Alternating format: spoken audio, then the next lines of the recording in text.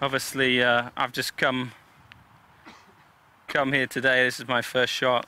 Some guys who've seen on social media sites, Twitter and Facebook, did a bunch of Mizuno Masterclass videos, and we were doing this lob shot, and I bladed the first one about 50 yards over the green. So, yeah, it happens to the best of us. But you know, I always start with a 54 degree usually, and just warm up and hit a few shots just to get loose. That was okay. These are the same wedges I played last year. These are the MPT 11 Mizuno. I have a 54 and a 60, and 54 I can max out about 112 yards or so. I have quite small bounce on my wedges. This has what, 9 degrees, and my lob wedge has 5 degrees, I think. I feel like with good technique, you don't need a lot of bounce.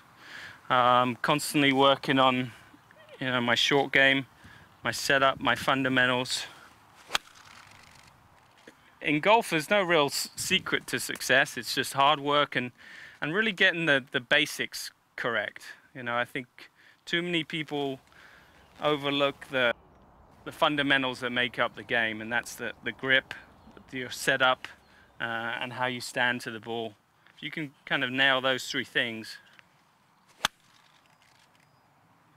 you can make the game a lot more simple.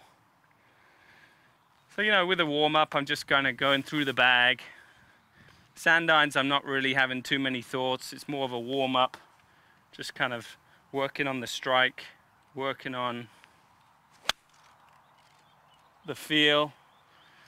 Always get my caddy to laser some of the pins out there so I know exactly how far I'm hitting the clubs that day. So it obviously changes depending on how warm or cold it is. Just so when I get onto the course, I have a real good feeling of how far I'm hitting the shots. You know, if it's cold, maybe my sand iron only goes 100 yards. If it's warm and I've got a little wind behind me, I can probably hit it 120. So, you know, even with a sand iron, that's quite a big difference. Certain venues we play at altitude too. Trying to think, the match play in Arizona is about, I think, 5,000 feet up or something. So, you know, you are adding 10% roughly to how far you're hitting it. You know, and that makes it tricky. All the calculations you've got. You know, we play to the front of the greens and then work on the pins. You know, we're always trying to play from the front back to the pins, not from the middle like most people do, most of the amateurs do. But I think the most important thing in iron play is to try and hit it pin high. You know, if you can control your distances, then you can really score a lot better, and that's an important thing in golf. The match play got me started. You know, I hadn't won. Well, I'd won in Madrid the year before, which was fun. Kind of got me going again. But the match play, you know, I think winning there really gave me a huge boost of confidence. You know, against the top 64 guys in the world, and just winning in the way that I won. I never got to the 18th hole. I was never downing a match. Those are the kind of things that give you a lot of confidence. And yeah, that was a huge win to start the year off. You weren't supposed to win there because that was quite a long golf course as well. What are you saying? This is a 7-iron, which is 7-iron's been quite good to me lately. Any of you watched the tournament in Tampa? This is the club I used in the playoff to hit it close there and win that one. Also hold a shot in New Orleans with this one. So. It's my favorite club in the bag right now.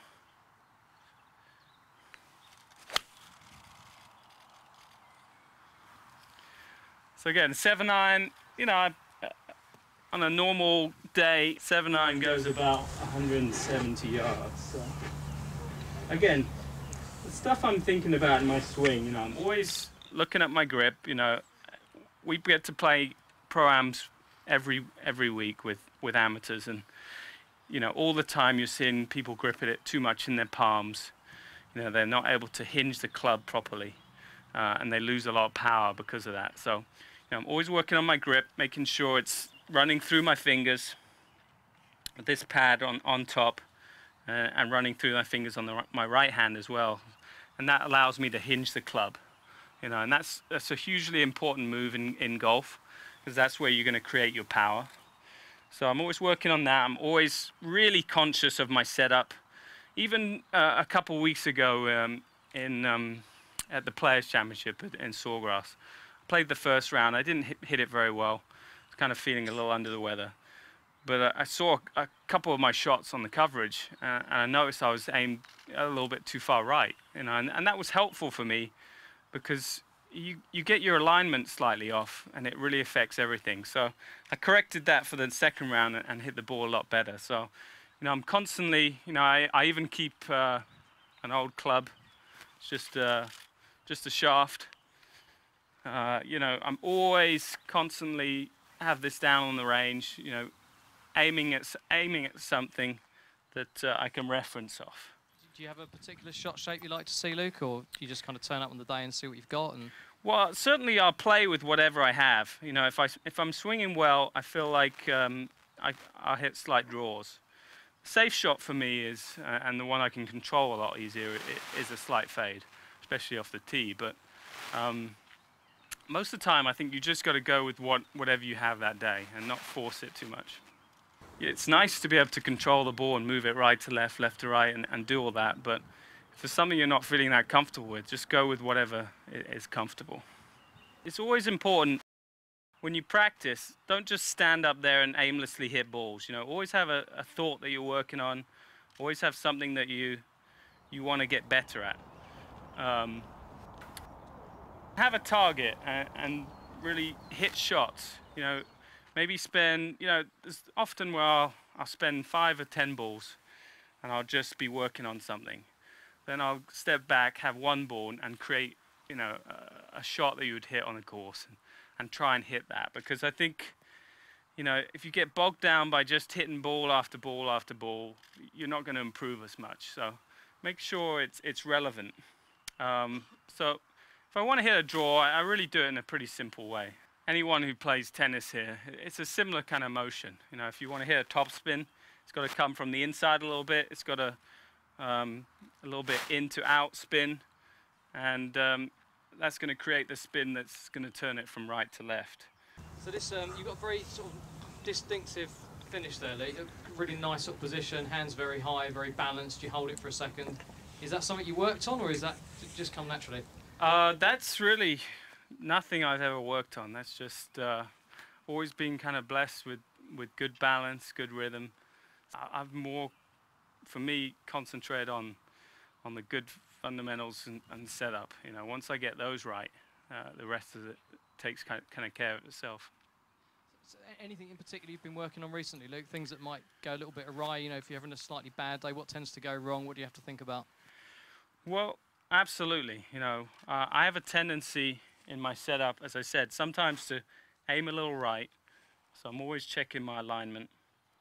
And I have a tendency, when I take the club back, I have a little movement in my knees that kind of gets it started.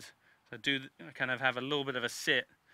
And I'm trying to get away from that, because when you sit, you tend to take the club out and a little bit shut. And when it gets shut, you take it around you, and the club gets a little bit laid off, a little bit shut at the top, not quite enough cup on the top of the wrist. And for me, from that position, I really have to work hard with my legs to get the club to square up. So I'm trying to simplify it a little bit by getting the head of the club moving first to here without having done much movement in my body. Once I do that, I get a nice position, and then it all comes down together. So simple thoughts, but having done that move for so long, it takes a lot of time to get rid of it. What's the longest iron you've got in your bag at the moment, Luke? Well, I have a 3-iron. I have a rescue Mizuno. It's probably the oldest club in my bag, which is a CLK. It's probably 6 or 7 years old, right? Can't get rid of it, but I'm playing the MP59s this year, switched at the beginning of this year, and obviously already got a win under the belt, so things have been going well. How do you like hitting a 3-iron? Something you pull out regularly, or is that a... Well, if I need a 3-iron, then I'll pull it out. I don't like the 3-iron, I'm going to hit a hard 4. Yeah. You should be alright. Although, didn't Graham hit a shank yesterday? Oof. You have to give him some stick for that one.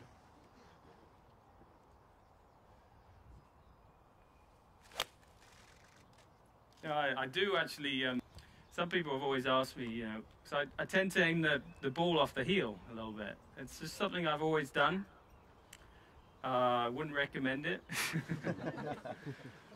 But for me, that almost looks like the middle of the club to me, just because I'm so used to it. That's probably the middle there, right?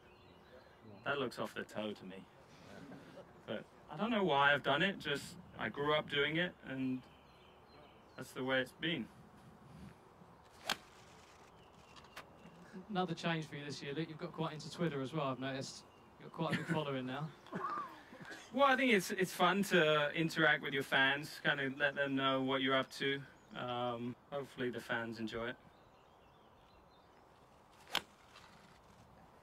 Well, obviously, that's probably a normal 3-iron height. You can change the flight of it quite easily, just again by changing setup. If I want it a little bit higher, I'll move it up in my stance. I'll really concentrate on getting a really nice wide swing, getting the arc nice and wide, coming down on the ball a little bit more, get it a little bit higher, and then you can also hit it lower. And the way I do that is move it back in the stance, grip down on it, so you're reducing the arc this time, and then making sure that your body weight stays very central, that you're driving through the ball, and you can get the ball to come out a lot lower. Keep it out of the wind. It's always a good shot in the Open Championship. So it's easy as that.